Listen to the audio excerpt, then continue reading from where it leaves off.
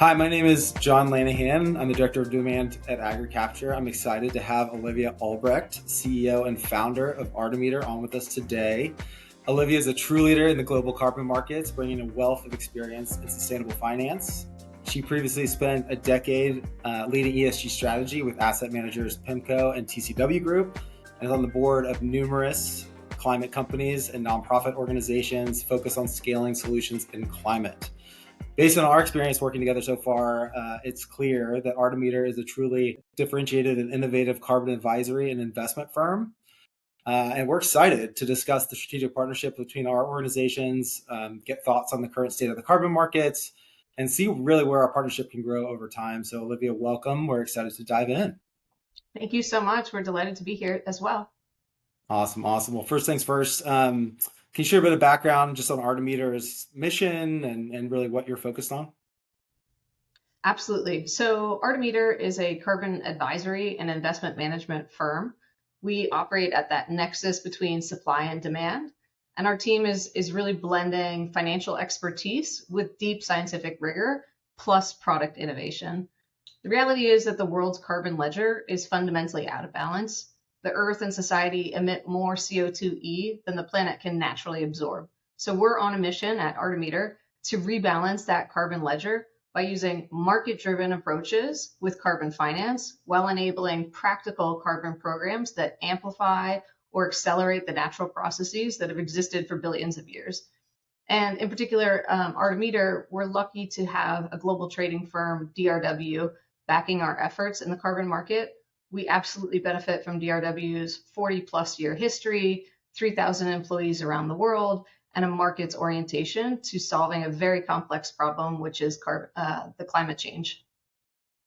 Absolutely. And I know you've touched on a little bit, just, can you talk a little bit about just your, selective process, how you, choose projects, and really just, how we might fit into your perspective. And as you talk about sort of balancing and rebalancing that carbon ledger, sort of where does AgriCapture fit in that selection criteria?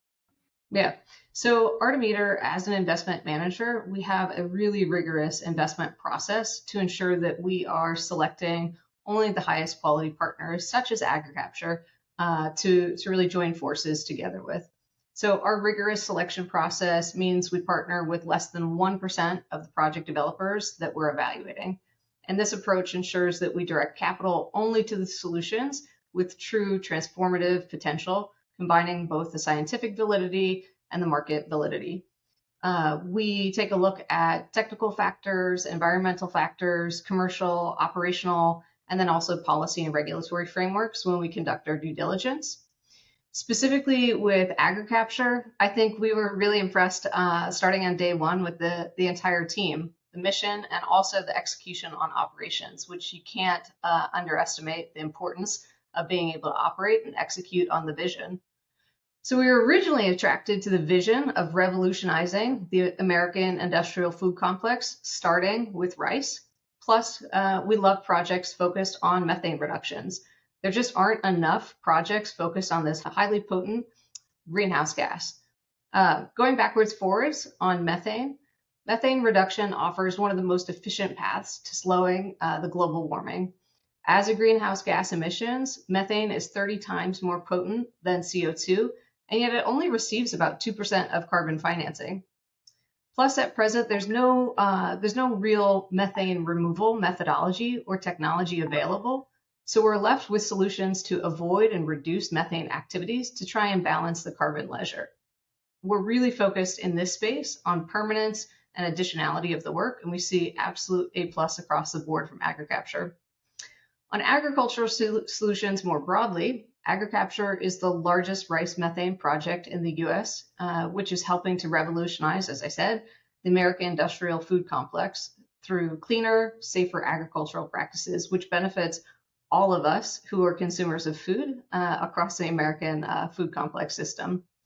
And you guys are all helping rice farmers to implement practices that like alternative wetting and drying, or furrow irrigated rice and efficient nitrogen fertilizer application.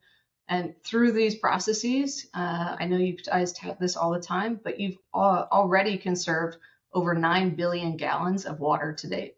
So both from a structural perspective in the methane space and agriculture, plus how impressed we've been with the operational and execution from AgriCapture, we were just delighted to make this partnership into a reality. Well, that's so amazing to hear, and really thank you for that. Obviously, we've been so excited to partner with a group like Artemeter that has just amazing access to the carbon credit markets, and just bringing your perspective to everything that we're doing and really helping us translate kind of all of our benefits to the market. So, it's like from an investor standpoint, when we talk about methane credits in general, why does methane kind of provide a really compelling financial and environmental return? And also, like you hear a lot about sort of the high quality of credits, and do you kind of see, certain aspects of our project or just projects in general that are really deemed high quality? Like, what are buyers kind of looking for from that perspective? Yeah, absolutely. So again, just to reiterate, from our perspective, there's a dearth of great methane related projects, those that are really focused on making a clear and permanent impact. And we are really excited to be able to partner with AgriCapture from that perspective. So when we think about the kind of environmental and financial return of an opportunity in working with AgriCapture, we're thinking about it in terms of what's the impact that we can make with carbon finance. And we think that given the catalytic nature of this financing activity for farmers across America, that we can make a really big impact from an environmental perspective with these farmers. We're able to take clear action in methane, which, as we said, is much more potent than CO2. And we're able to impact the quality of the actual physical rice that we're consuming across the United States. What we see in terms of the vision for AgriCapture is the incredible opportunity to engage with more and more farmers across America. That's why we see that there's such a big imperative to partner together. Today, after just 2 years, AgriCapture has nearly 3% of rice acreage across the United States. And you guys are on a pathway by mid-August, so not so far away, to have 8% of the rice farm acreage across the United States. I think we can do even more. And the faster we can do it, the faster we can change that industrial food complex across the United States, and the faster we can get high quality rice into across all the plates in America. So from that perspective, we're just really excited to be able to think and work with a team that is so broad in terms of the impact that we can make across the United States, which is where so many buyers of carbon markets are today. And they're really looking for that local impact. So from our perspective, it's really focused on quality of the program that's being implemented, the scale of the vision and impact that we can make, and then translating that into actual impact, both in terms of environmental and then across an entire industry. Absolutely, and we really you mentioned kind of scaling up acres and the catalytic financing that the carbon credit markets provide to really change behavior over time and really drive those methane emissions reductions down and change practices are super critical and super important for farmers. To really deliver and have those incentives in place to actually change that we need them to. And like you mentioned, our vision, obviously across the U.S., but also internationally, as we start to scale up our solutions, we have a much broader vision for that. And so obviously, as you start to think about and zoom out a little bit on the carbon credit market itself, I know in terms of founding Artemeter, you guys, and when you came to Nashville and presented us, you really have a big vision for where you see the voluntary carbon markets and the larger carbon credit markets moving, and kind of where the opportunity is for Artemeter, and really the foundation of why you started the company. So curious on your thoughts on just the long-term view of where you see things moving. Obviously, there's a lot going on all at once, but curious on just your thesis in general around the VCM. Yeah. Well, let me start with just some basic facts about the carbon markets more broadly. So the carbon markets, including compliance through to voluntary, is more than $1 trillion marketplace. So this is not a small niche market anymore. It's substantial, and it's global, and it's growing. That said, the bulk, 99.5% of that marketplace is really dominated by compliance markets. And compliance markets generally are cap and trade schemes that are either national or regional or local, in the case of some of the US-based cap and trade systems. And effectively, it acts as a tax system that brings funds through to those governments, and then the governments reinvest into those locations and geographies. So it's very different from the carbon projects that we're talking about today, which fit into the voluntary carbon market space. Voluntary carbon markets, kind of as the name suggests, it's a voluntary marketplace. And I think there are some challenges that are born out of the kind of voluntary component of the marketplace. But today it's about a $2 billion market, which is not small. However, I think when you look at most research, it's very clear that this marketplace needs to and will grow based off of buyer demands, which are largely driven by these incredible net zero commitments that companies, countries, and individuals, frankly, are starting to make. That'll just require more and more purchases in the voluntary carbon markets. We're also, just from a theme perspective, we're also seeing this increase of what I call the blurring of the lines between compliance and voluntary markets. Increasingly, projects that are in the voluntary market are being able to be pulled into compliance markets. And some instances, we see compliance projects are flowing into the voluntary markets for a variety of different reasons. So there's definitely a blurring of the lines. It's not so discrete with many hundreds of billions of dollars and then 2 billion for voluntary. There's definitely a blurring of the line that's going on. Interesting. And then so when you talk about buyer demand and really where these organizations, these individuals, these countries are coming from and sort of what their preferences are when they evaluate a project like an AgriCapture's rice methane credits, what kind of preferences do those buyers have? Like, how do they evaluate projects? Like, what are they seeing kind of in the market, and maybe some trends and things that you're identifying from a buyer's perspective? Just curious on how they evaluate projects. Yeah.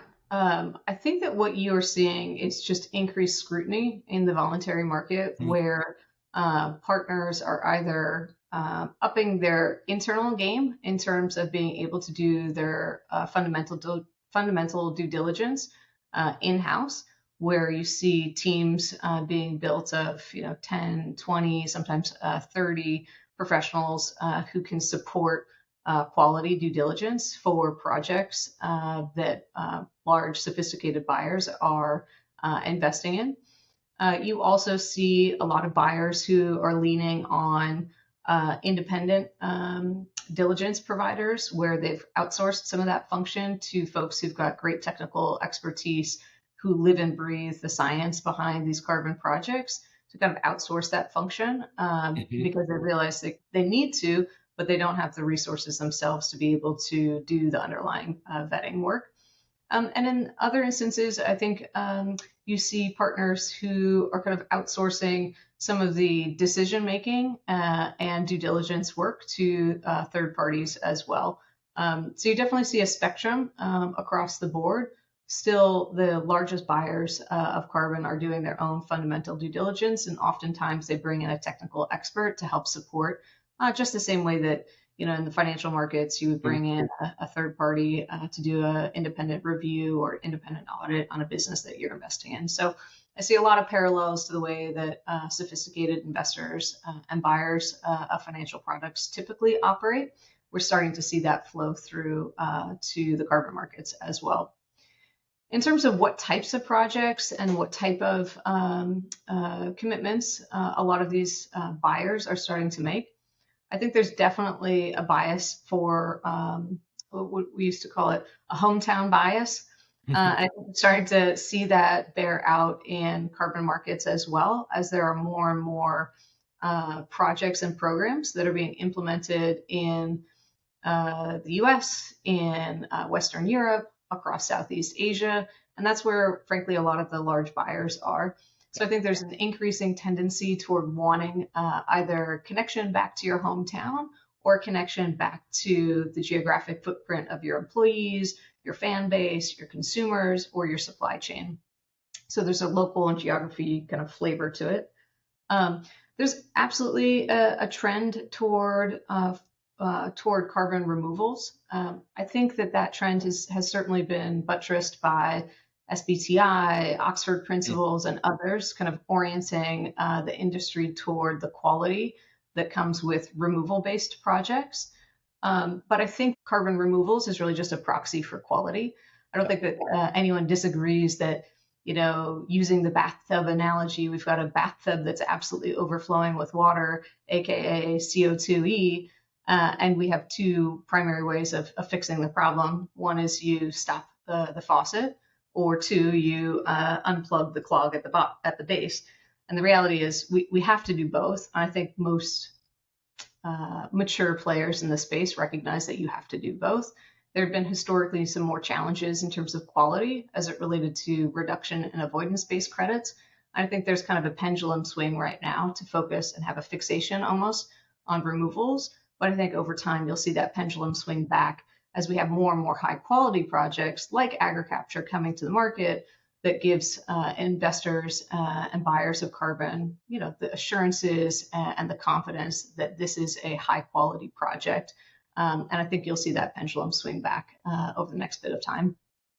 Absolutely. And yeah, we're absolutely seeing similar things in the market as well, as we're out talking about our project. And so, one of the interesting aspects about AgriCapture as a reduction credit is that, we're reducing methane in particular. I think that, as we talk about it in the market, we think of methane or sewer pollutants in general as almost like the emergency brake for the climate. Like it's such an outsized impact in the near term, that avoiding or reducing methane today really generates a significant environmental ROI as buyers are evaluating these projects. So as of right now, though, as being such a significant share of global warming, it's really receiving a pretty small percentage of climate funding at the moment. So what's your view on just like methane in general and the funding and using it as really a climate mitigation strategy for buyers? Well, I think that over the past 3 to 5 years, there's been increasing focus from really significant players around the world on the role that methane has in climate change. And increasingly, you are finding large corporations, governments, UN agencies that are focused on methane. In particular, there's one called the Global Methane Pledge, which are international commitments to reduce emissions by 30% from 2020 levels by 2030, which is, by the way, like just around the corner, right? So I think that you're seeing a lot of the, in particular, oil and gas majors, but also large international banks that are very much focused on methane as a critical piece of the puzzle with climate change, and one that has really fundamental outsized impact. So again, from our perspective, maybe three or 4 years ago, there were only a small group of folks who were really talking about methane. Today, I would say it's definitely getting airtime, and it's definitely a focal point, because I think we've got potentially more control over methane. All the sources have either leaked methane from old oil and gas wells across the globe, through active coal mines that are venting methane, or in agriculture, including farms with dairy farms and other kind of cattle and other activities. So I think there's kind of more control and more degrees of flexibility potentially with solutions from a methane programs. And yet historically, as you noted, there's only been about 2% of carbon financing that are flowing into these methane projects. But we suspect that will change, particularly as these pledges and commitments increase in terms of the volume of participation. Absolutely. Well, and really, focusing on increasing that participation, just our partnership in general, I know, AgriCapture, obviously from our side, has been, incredibly impressed with yourself and then the Artemeter team in general on just our go-to-market strategy around the credits. I mean, getting us in front of buyers, helping us tell the story.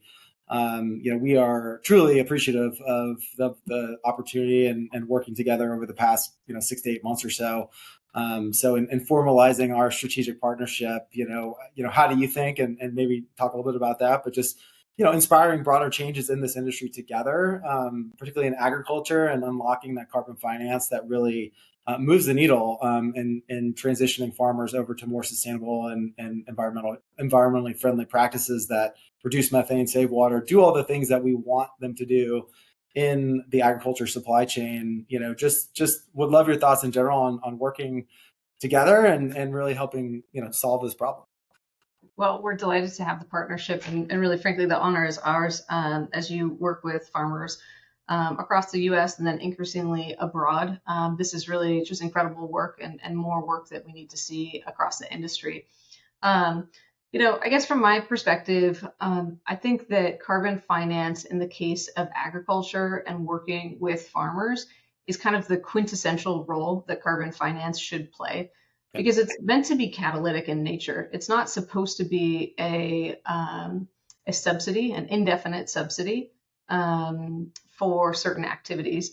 We want to see carbon finance used as a catalytic catalytic capital to then change practices, to then have those practices stand on their own 2 feet, because they're fundamentally better practices. You're going to see improved soil health. You're going to see improved crop yields. You're going to see a reduction in the costs related to water. You're going to see all of these improvements such that eventually we expect to see the carbon finance role play a lesser and lesser role to the activities of those particular farmers, because the fundamental practices themselves will create economic benefit for those farmers. The challenge, and as your team always kind of helps us understand, is that each farmer, each plot of land, each acreage kind of has its own tipping point for where does the economics make sense for that farmer to adopt these initially more expensive practices, to then have the change management practice take effect, and then have these kind of longer term sustained activities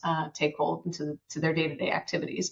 And so it's really interesting to kind of think about, what are these points at which, the catalytic capital is needed, but it's no longer an expectation of indefinite subsidies for those activities, but rather we're just trying to inspire change. And I think for us, when we spend time with our clients around the world, to be able to talk to them about the impact that they have on changing and inspiring the change for folks that need that inspiration in the form of carbon financing to make these transitions happen.